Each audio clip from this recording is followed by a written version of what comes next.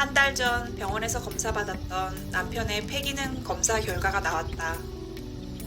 검사 결과를 듣기 위해 패밀리 닥터를 만나러 갔었다. 의사는 결과를 보고 남편에게 COPD일 수도 있다고 말했다. 남편이 수스라치게 놀라며 되물었다. 그래서 내가 그게 뭐냐고 물으니 만성 폐쇄성 폐질환이라고 한다. 일단 한번 시작되면 좋아지기는 어렵고 어느 순간 갑자기 나빠지기도 하는 병이라고 한다. 남편은 1년 넘게 천식 호흡기를 사용 중이다. 작년 초에 천식으로 진단을 받고 호흡기를 사용해 왔는데 1년 동안 관리를 잘 해왔다. 그래서 이번에 검사하면 뭔가 호전된 결과가 나올 거라 기대하는 마음이 있었다. 그런데 만성 폐쇄성 폐질환이라는 의사의 말을 듣고 남편이 참 많이 당황해했다. 그 병의 설명을 듣고 난 후 나 역시 감정이 전이되어 마음이 무거웠다. 그리고 2주 전 남편이 갑자기 어지럽다고 했다. 얼굴이 창백한 것이 체한 것 같아 손을 만져보니 아프다고 소리를 질렀다. 나는 단연간 거쳐온 경험으로 단순 식체로 결론을 내리고 소화제를 줬다. 소화제를 먹은 후 남편은 조금 나아진 것 같다고 했다. 다음 날 이번에는 배가 아프다고 했다. 그리고 그 증상은 조금씩 약해졌지만 일주일을 넘게 갔다. 우리가 사는 캐나다 시골에는 패밀리 닥터를 만나려면 적어도 2, 3주는 걸린다. 그래서 그냥 응급실로 갔다. 응급실에 찾아가 심전도, 피검사, 흉부 엑스레이 검사를 했고 모두 정상이었다. 의사 소견 역시 식체로 결론이 났다. 우리는 한 달치 처방전을 받고 집으로 돌아왔다. 약을 먹고 있는 지금도 증상이 있어서 결국 다시 병원에 예약했다. 2주 뒤로 예약이 되어 어쩔 수 없이 기다려야 한다. 그리고 지난달 시어머니께서 유방암 진단을 받으셨다.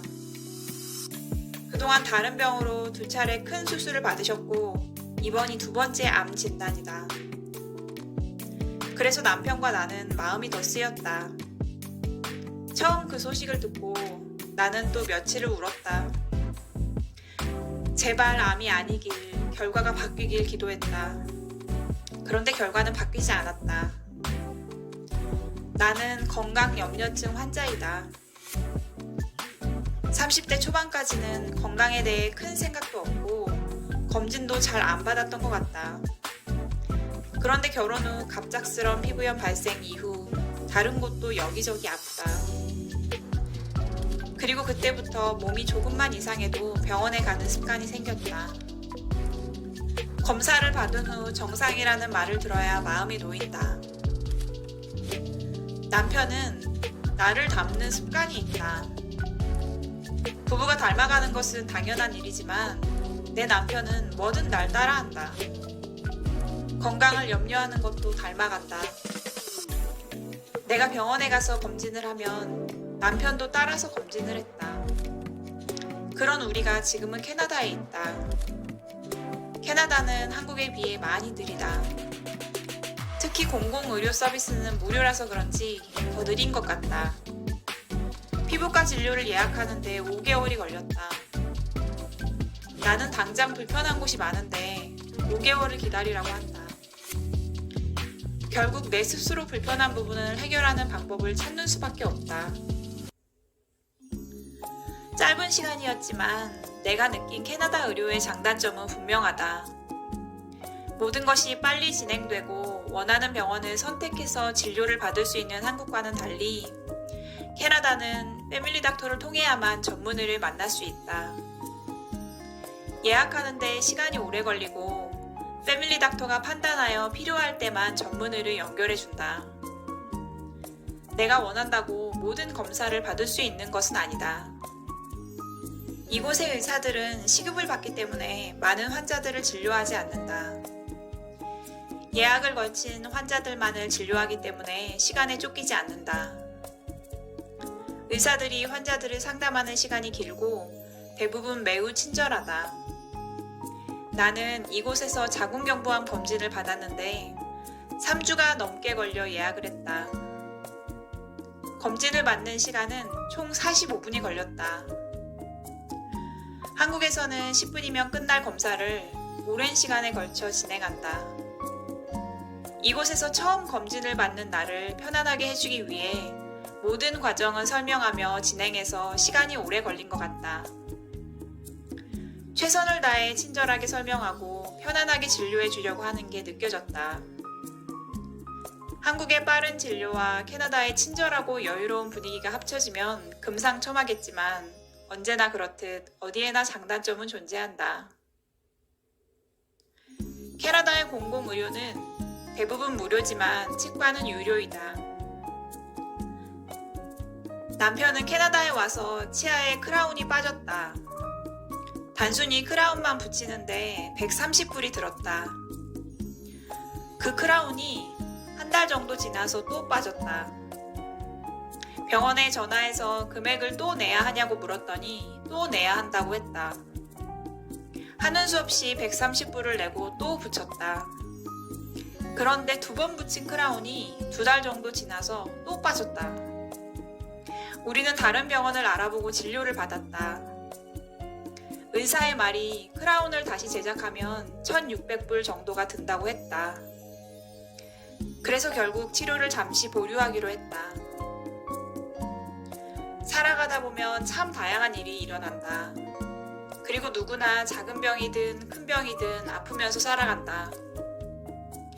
이제 곧 만으로 40대에 접어들 우리 부부는 생애 전환기를 맞이하게 된다. 생애 전환기는 신체의 상태가 다른 방향으로 바뀌어 가기에 생애를 위한 관리가 필요한 시기라고 정의된다. 많은 생각이 든다. 신체의 상태가 다른 방향으로 바뀐다.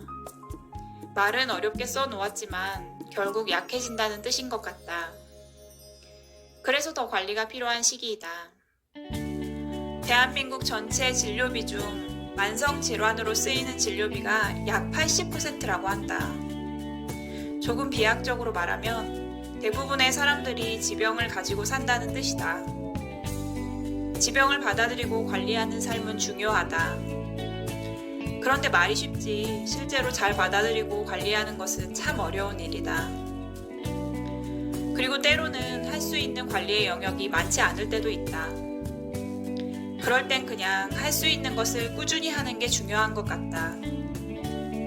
가장 관리하기 힘든 것은 마음 관리이다. 내 마음인데 내 마음대로 안 된다. 나는 자주 무언가를 걱정한다. 걱정은 삶의 질을 낮추고 아무 힘도 없는데 말이다. 조금만 걱정하고 빨리 털어버리는 연습을 해보지만 쉽지 않다. 생각해보면 아직도 20대의 나의 모습이 생생한데 겉과 속 그리고 생각까지 많은 것이 바뀌어버린 지금의 내 모습이 때로는 어색하다. 뭐든지 도전하길 좋아했던 성격은 겁쟁이 울보 아줌마로 바뀌었다. 어릴 때 어른들이 어려서 참 좋겠다 하는 말씀을 많이 하셨는데 이제 와보니 그 말들이 생각나고 이해가 된다.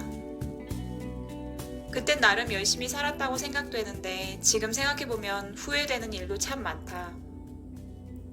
20년이 지난 어느 날 오늘을 되돌아보면 또 후회되는 일이 생각날 것 같다. 누구나 노력하는 삶을 살지만 그래도 또 후회한다. 누구에게나 자기 인생의 무게가 가장 무겁기 때문이다. 그리고 항상 최선의 결과를 원하기 때문이다. 후회 없는 삶을 살기는 어렵겠지만 최소한의 후회만 남겼으면 좋겠다. 나는 아픈 것이 싫다. 내가 아픈 것도 남이 아픈 것도 다 싫다. 모든 사람의 단 하나뿐인 소중한 생명이 죽을 때까지 건강하게 유지되었으면 좋겠다. 세상엔 그런 유토피아나 판타지는 없는 것 같지만 오늘도 희망을 담아본다.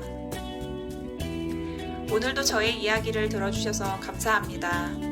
여러분의 몸과 마음이 오늘 더 건강하시길 소망합니다. 공감이 되셨다면 구독과 좋아요 부탁드립니다.